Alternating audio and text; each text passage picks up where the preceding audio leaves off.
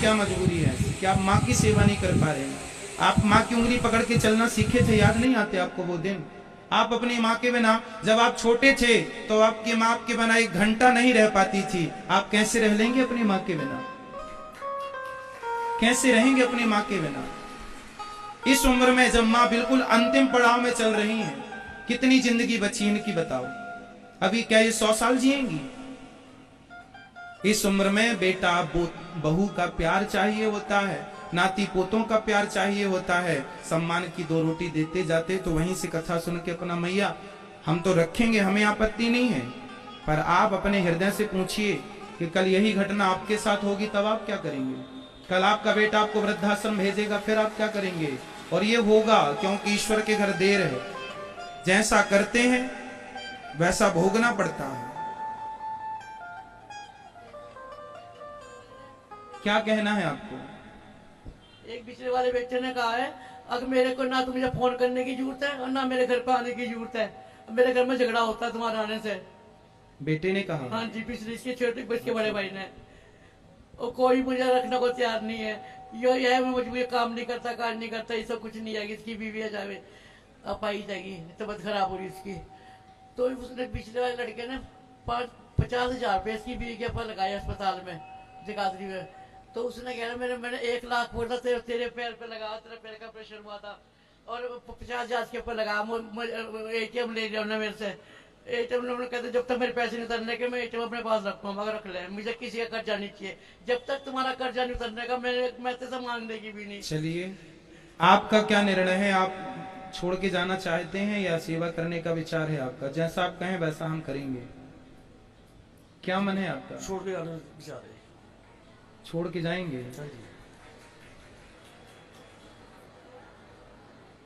वो मेरी मजबूरी मुझे पता है। आपकी क्या मजबूरी है बताइए तो सही, शायद हम उसमें आपकी कोई मदद कर सके। मैं नहीं बता सकता, ये बहुत मजबूरी है मेरी, मैं बता नहीं सकता।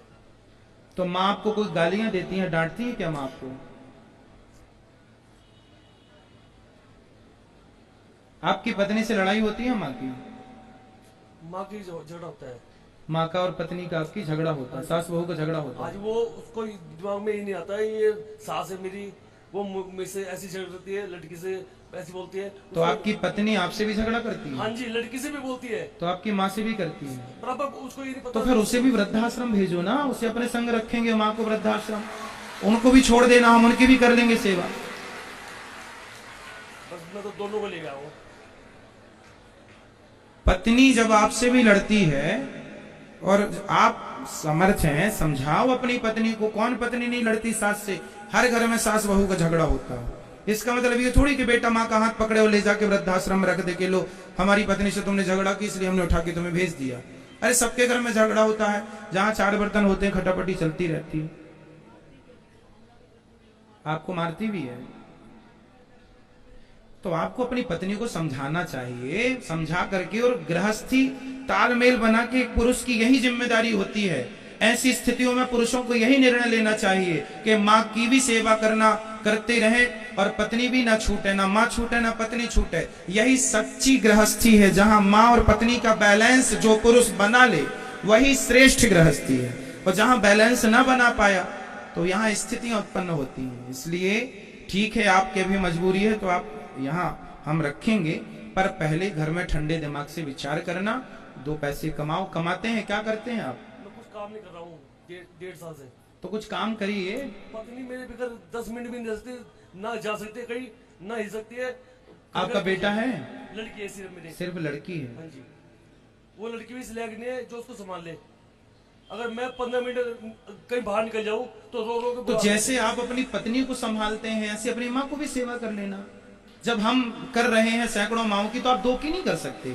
चलो आप ठीक है, पति धर्म निभा रहे हैं कि मेरी पत्नी मेरे बिना 10 मिनट भी नहीं रह सकती। तो जब आप इतने अच्छे पति हैं तो जितने अच्छे पति हैं उतने अच्छे पुत्र भी बन जाइए ना, उतने अच्छे पुत्र भी बन जाइए। अब माँ की इच्छा है जो।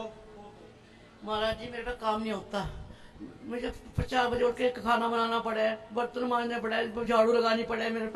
मेरे पे काम होने की व्यवस्था नहीं, मेरे पे खड़ा नहीं हो जाता, मेरा पैर ऑपरेशन हो रखा है। मेरी उम्र काम करने की नहीं है। बिल्कुल नहीं है आपकी उम्र काम करने की। मेरे हाथ पैर कांपते हैं। तो घर का सारा काम इनकी बेटी है, वो थोड़ा संभाल कोई नहीं लेगी। करता जी, कोई नहीं करता। तो आपकी बेटी आपको पानी भी नहीं देती, आपके साथ नहीं देती, क्यों? कैसी बेटी है? गुरु जी, मैं तो मेरी ये प्रार्थना है आपसे, अगर कल को मैं मर भी जाती हूँ तो यही मरूं, मुझे इनको खबर मत देना, इनको तीनों को कोई खबर मत देना। आपके हाथ से सिंवाई जाऊंगी मैं, मेरा सब। चलो, इन बेटे की मजबूरी बता रहे हैं, पर दो बेटों की तो कोई मजबूरी नहीं वो है। भी ऐसे ही है, वो भी ऐसे ही ऊपर से मीठी मीठी बातें करे, अंदर चूड़ियां जला रहे।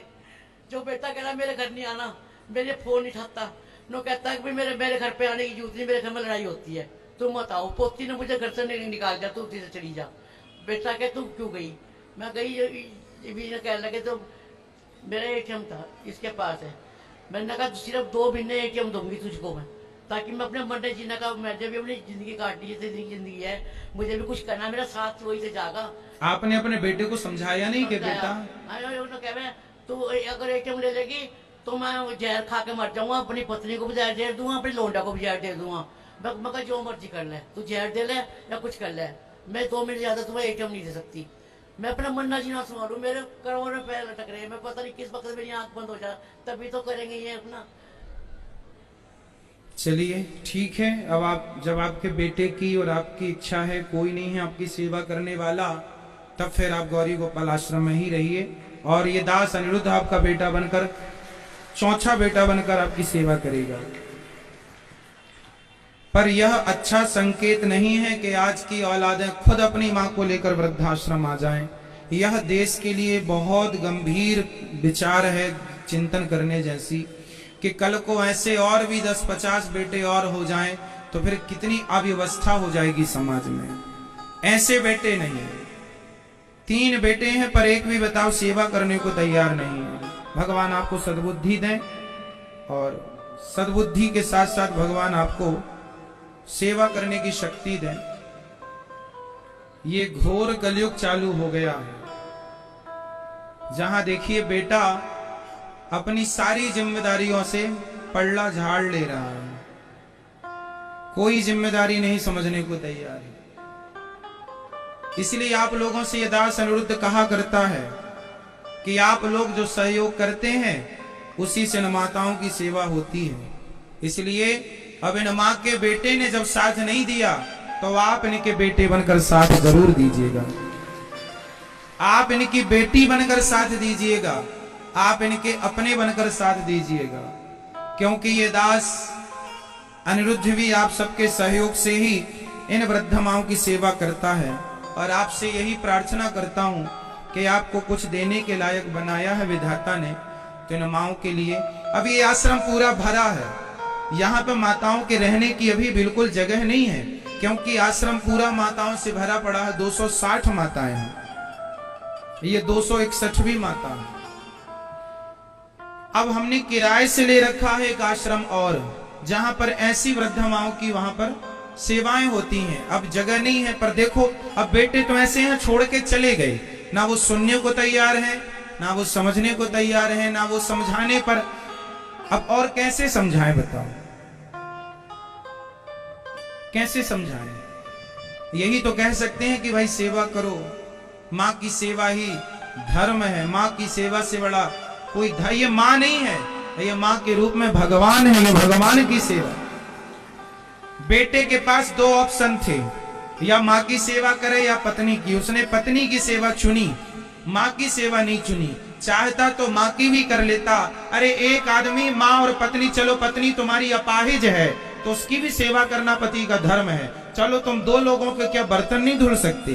अब कह रहे हो कि हम तो कुछ करते ही नहीं, तो नहीं करते तो सेवा करो, 2 एक की कर ही रहे हो तो एक की और कर लेना। लेकिन कोई जिम्मेदारी नहीं समझता। इस उम्र में, मैया कितनी उम्र है आपकी? कितनी उम्र है? मेरी उम्र बस 49 का जन्म है, 1949 का। अच्छा, और वैसे कागजों में मैंने 48 से लिख रखा, तो लगभग 72 वर्ष के लगभग होगी मैया, लगभग। इससे ज्यादा होंगी, ज्यादा हो गई 72 से। जो भी है, इस उम्र में अब देखो मैया से कोई काम हो ही नहीं सकता। इस उम्र में ना उनसे ठीक से चला जा रहा है, ना उठा जा रहा है, ना बैठा जा रहा है। इस उम्र में अब कोई काम नहीं होगा। इस उम्र में इसलिए 3-3 बच्चे इसलिए पैदा करते थे माँ बाप कि एक नहीं तो दो, दो नहीं तो तीसरा काम आएगा। पर क्या जाना था कि तीनों काम नहीं आएंगे। इसलिए बिहारी जी ने फिर मुझे भेजा है, ये दास अनिरुद्ध को जिम्मेदारी देकर जाओ, इनके जब तीनों बेटे काम ना आए तो चौथे बेटे तुम बनकर सेवा करना। इसलिए ईश्वर ने मुझे चौथे बेटे के रूप में